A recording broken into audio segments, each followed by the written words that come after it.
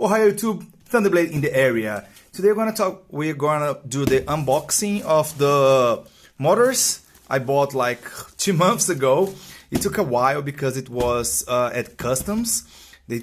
Sometimes they take a while to. So let's open this up. I'm as looking forward to this as you guys. I'm not going to do a retake. It's going to be as is. Let's see if this thing was worth it. Let's see. Open it. Yeah. Okay. So 1 pair, 2 pairs. Nice. So let's go. Let's go. Open this one up. I can see wires. Yeah, the red. Oh my god, the red. Okay, we will need a knife. Okay, open this up. Let's go. Oh my god, this red so beautiful.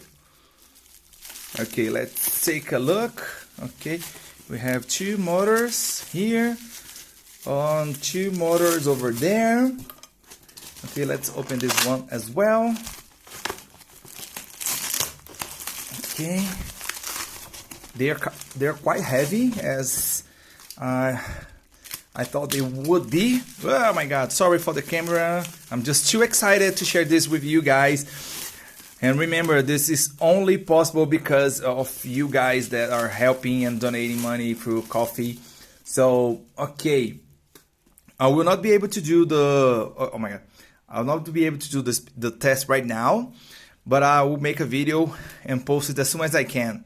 So these have Hall sensors. Okay, I will explain Hall sensors some other day.